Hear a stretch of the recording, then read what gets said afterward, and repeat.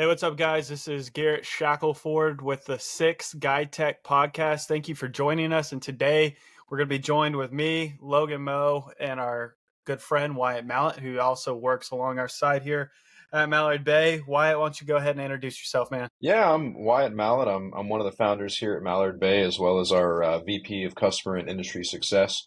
But before we get started, go ahead and smile for me, Garrett. I don't know if it's the camera or what, but your teeth are looking pearly white today, my friend. I get that a lot. It's not just the camera. It is not. That I causes got his teeth cleaned yesterday. No, I haven't. I haven't. I just brush them every once in a while. I That's hear good. that. Well, cool. Yeah, so we wanted to bring Wyatt on as the first guest of the podcast to talk about something that's extremely important to us here at Mallard Bay, which is one, customer success, and then what we call industry success, and Wyatt's responsible for both. And the main thing that I want you guys to understand from hearing from Wyatt is what are our principles and approach when it comes to making sure that both our customers are happy and that everyone in the industry looks up to us as a trusted name and brand. So Wyatt, kind of you were just on the Big Honker podcast, and you guys talked for like 2.5 hours. What was that like? Yeah, I mean, it was an absolutely amazing experience. I still can't thank Jeff and Andy enough for allowing me to be on their podcast. That kind of came about through industry success, really, if you think about it.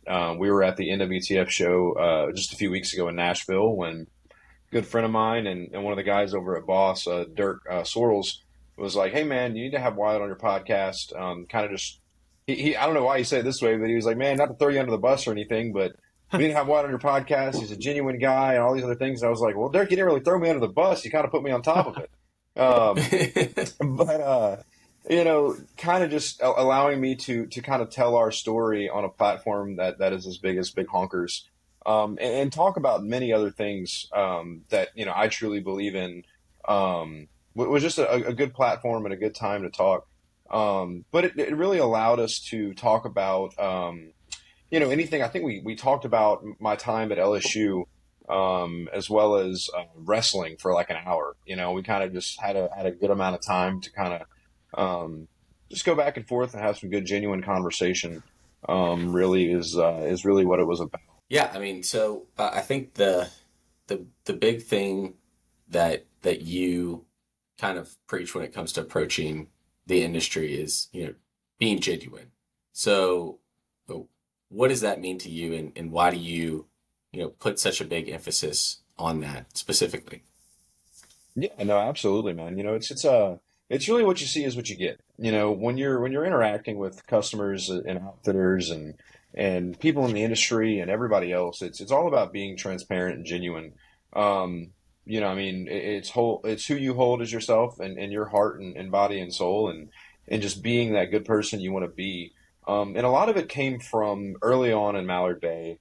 When I guess you could say we were kind of like the small fish in the big ocean, right? And we always say, we've had some success. We're not yet successful. We're working our asses off to get there. But we've been elevated from that little dog status into being known in the industry. And it kind of goes back to us trying to work with bigger brands and influencers and people that don't necessarily give you a second look just because you're just like everybody else. You're just somebody throwing something new in the industry. They've been down that road before. They've been burned, whatever else. And through our genuine, just sheer will and manpower and all the fire and brimstone we all have as ambitious, young men and women in our company, just keep, banging that door down until it finally opens kind of thing. And you can only really do that through being genuine and being true to yourself and not over-promising and under-delivering, really. Yeah. Right. And I think that it's a fair point to mention that, Mallard Bay as a company has evolved to this point. It wasn't always this way, and we, didn't always understand the market as much as we do now. And, through kind of learning even from Garrett and what he did in the industry. We talked about this on previous podcasts, but like what Garrett was really good at with Bourbon Media is kind of like back to what you said, what you see is what you get. Like Garrett was approaching outfitters the same way in his own fashion, right? And that kind of brought that into Mallard Bay, as well as time has elapsed and the brand has gained recognition, we're now, kind of like we're no longer the little brother in the room in some of these conversations. And so it's allowed us to, have brand partnerships in the industry and give us the opportunity to be in a position of strength and make sure that, we're providing, everything we say we are. Yeah, absolutely. And it goes back to, one thing my dad told me in those earlier days when I was going after those bigger partnerships and stuff. And it kind of just goes back to the golden rule, right? It was like, never forget how they made you feel at the time and never make anyone else feel the way that you felt, and that goes with anything and everything. But that we just couldn't stay truer to that, man, is really what I have to say about that. Yeah. Well, Wyatt, one of my favorite parts about this podcast is, we're doing it really, we're not here to just sell something to these outfitters. We're here to provide value and take like tangible tips and tricks that they can take and use them in the field, whether they work with us or not. And you just being around you, going out in the field with you, being in office with you, just seeing how you treat our clients, specifically our outfitters and the sportsmen, it's completely different than anything I've ever seen.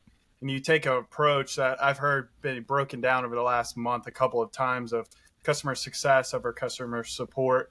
And so could you explain what that might look like for an outfitter with having this attitude and mindset when it's coming to working with, sportsmen that might be more difficult or whatever it is? Just in your eyes, how can a outfitter improve their customer service to customer support? Yeah, absolutely. And it's kind of one of those things. I had a chart up during our summit, and I don't have it in front of me now, but this is based off of kind of just freelancing what I do every day.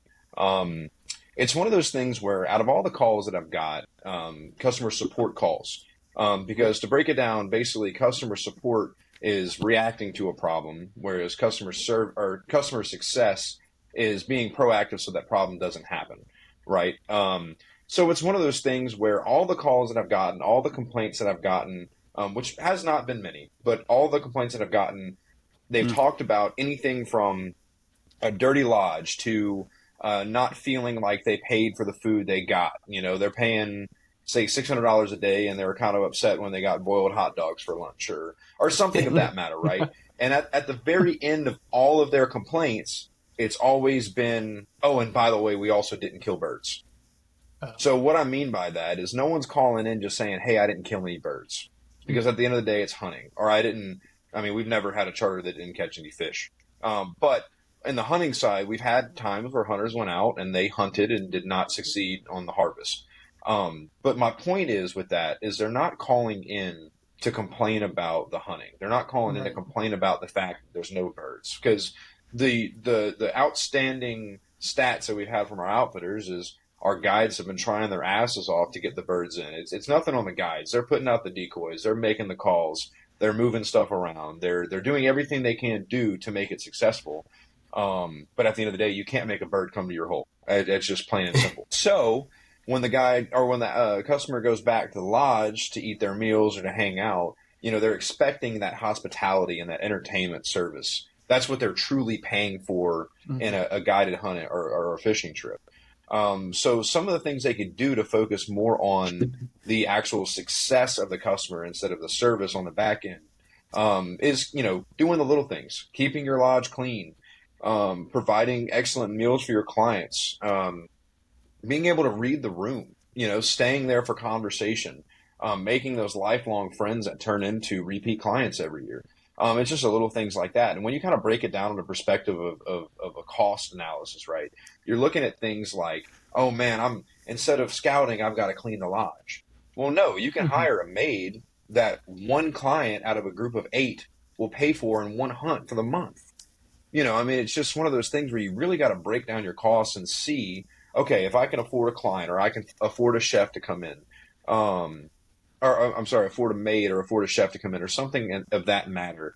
Look at Joel beating his chest in the background. For those of you listening, we did just close our Series A investment round, so we're all very excited to take the capital that we just got in and better increase all of your success on GuideTech and Mallard Bay by using those funds for further development and stuff For like sure. that for the platform. So we're trying to hold in our excitement for this podcast. All of my notifications are going crazy.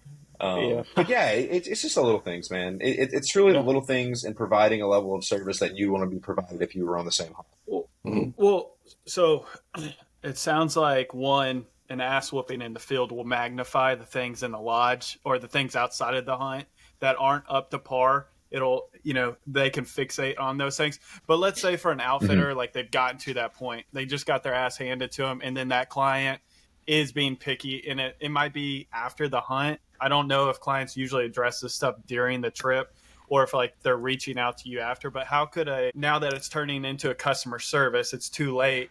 What are some good practices for an outfitter to try to keep that client to come back to them come back next year if they want them coming back next year? Yeah. I mean, a lot of those, sorry, I'm going to turn my fan off. I'm not sure if I'm getting back in from that. But yeah, some of those things could be rolling over a deposit. They could be offering a trip discount. They could be different things like that. And to be honest with you guys, a lot of these guys that call in, they're not so much looking for a discount for next year or looking for a free trip or anything like that. They're more looking for the commitment of the outfitter to improve for everyone else. Because everyone that I've gotten calls about, or all the customers that call in, they've said that. They've said, look, guys, I don't want to badmouth anybody. I don't want to leave a public review. I don't want to do all these things, but I want to talk to you guys because they know that we work hand in hand with our outfitters. And just a commitment to being better is all it really is. And I mean, if I've gotten as little as just sweep the floor. You got muddy boots coming in and stuff like that. And hell, most of the time it's a client's fault. They're walking to their rooms with muddy boots instead of taking them off at the door. For sure. So it doesn't really matter where the blame is, or the fault is. It's just going the extra mile to provide that stellar service. Gotcha. Yeah, I mean, I think ultimately, sorry, I've been a little bit quiet. I was trying to contain my excitement. The thing that I've seen you do the best is give the outfitter the tough love they need to better improve their experience, right? Yeah. And we've talked about it before, that it's the little things that matter. And, ultimately there's a very stark difference between a 5-star lodge and 5-star hunting, and yes, there are overlap in times in which you have both 5-star hunting and a 5-star lodge, but managing client expectations is an important part of the process. And so, anytime you're handling a client that has an issue with a payment, or, they had an issue with an outfitter, they really are just wanting to be heard, right? They were either not able to give that feedback directly to the outfitter, or when they did give that feedback to the outfitter, they felt like they were not heard. And that's normally where the issue lies, based on what I've seen. It's kind of one of those moments in life where you're like, well, why did this go poorly? Why did it, what went wrong here? Did I select a bad outfitter? Was it my fault? Was it their fault? Like, I should have done more research. And typically it's really a miscommunication of expectations. And I think that's what we've learned the most over probably the last year in 2023 is that, through millions and millions of dollars in bookings going through the platform and us and those things that we've learned, we continue to put back into practice each and every day. Right. And we're not just continually learning. And that's what we want our outfitters to embrace too, is continuing to learn how they can improve their operation, because no one's perfect. Right. And the job is, you want to get as close to perfect as possible, but you can't be perfect. Right. There's no such thing. Yeah. I mean, we're all students at the end of the day. We're always learning, always taking advice from people younger and older. None of us are perfect, and that's what's leaves room for improvement and success, right? And one thing specifically I'll say too about whether it be service or success, it means so much to a client about the actual owner of the outfit, right?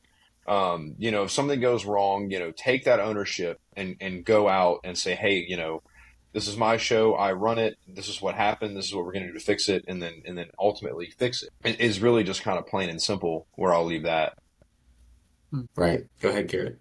What, it is kind of shifting gears, but it's still talking about the customer success. I think just with all of us working with Jason, we've kind of talked about this in a different podcast where we're working with Jason to help build that brand.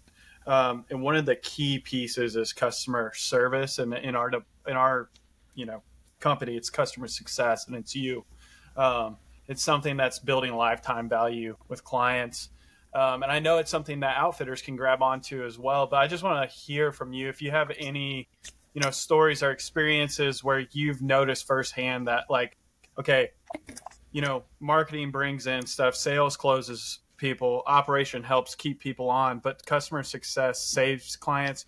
And I think it deepens that relationship with that client so much that we're going to get lifetime value that we couldn't get in these other departments, because you're going above what our service is. It's going beyond what our core offer is. And it's truly separating us from our competitors when you're going out and doing these things that you do. So I don't know if you have any experience where, you came in, you saved the day because of your core values and how you approach this, and it turned into a success for our company and potentially for the outfitter as well. Yeah. I mean, absolutely, man. It's, of course, I won't say any names. No details. But, there has been times, there has been times where people called in, very upset or frustrated or they felt misconstrued or something like that in the matter. And really all it takes is a conversation and just really lining out what their confusions are, what their frustrations are, talking about, where we went wrong, or,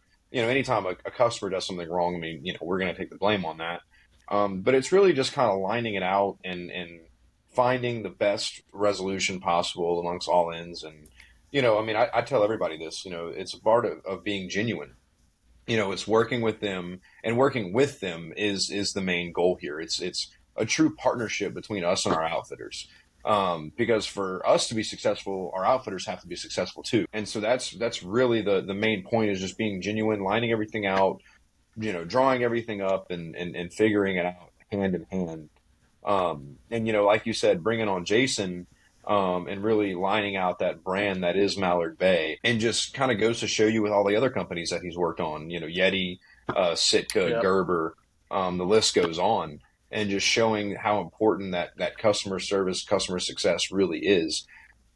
And, I'll tell you one thing about Mallard Bay that I think is so important with our customer success, is that the fact that you call that Mallard Bay support line, it rings directly to me, one of the founders of the company, and I'm a real person talking to you. You're not going to call a call center. You're not going to call someone that you maybe couldn't understand over the phone, and you get even more frustrated. Or maybe that has weird hours in another country. We're USA bred and born, or born and bred, and everything else. And that's what you're going to get at Mallard Bay is a genuine conversation from someone, in a real office working towards the success of you and everyone else, day in and day out. Yeah. I mean, I think the words you say carry a lot of weight in the conversations that you have. But I think you understand kind of why some situations you need to take more seriously than others.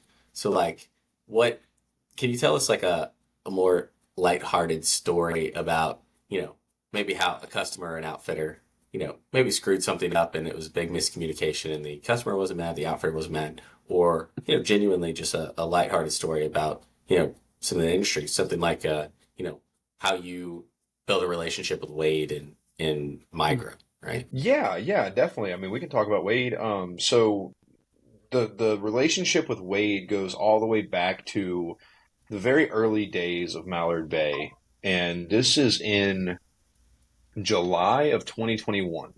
So before we launched, before GuideTech was a thing, before it was more employees of the company other than me, Logan, Joel, and Tam. And I was in Hawaii on vacation, and I was calling outfitters, basically selling the idea of what Mallard Bay was going to be. And one of those calls, in fact, I mean, I was waking up every morning at 5 o'clock because it's 5 hour difference from Hawaii to Central Time in the stateside. So I was calling everybody, and one person I talked to was the head guide at Jelks Bayou Lodge up in North Louisiana, owned by Andrew Weisman, who is a good friend of ours now. We've all been hunting with him. We spent a lot of time with him. He even welcomed me and JP into his home for dinner with his family and all that kind of stuff. I mean, just hell of a guy, and absolutely one of our first and still cheerleaders of Mallard Bay. And Wade was a friend that grew up with Andrew all around the same area, and did some work over at Jelks and stuff like that. And I met him for the first time at Jelks on a hunt. Did a lot of filming for Mallard Bay, quick feature stuff like that. And through there, kind of just kept the relationship up.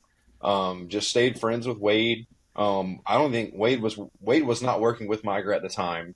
He was doing his video stuff freelance, and he was also working with Sound Gear. So, you start to see him at expos and stuff like that, hanging out with him. And then when he started working for Migra, the talk started they're talking about working together and different stuff like that. And now, I mean, dude, me and Wade talk all the time. We still 24/7, him and I will text or talk or anything else. And if Wade, you're listening to this, your boy still owes me $200, so I'm still trying to get that back. I know we talked about that. That's kind of a funny story that results in success. I went on a bachelor trip. I put my buddy Zach Watson. He played baseball at LSU. He still plays for the Orioles organization. But we went on this bachelor trip, and we went goose hunting over at Prairie Bomb Outfitters in Amarillo. And we had a great first day. Everything was great.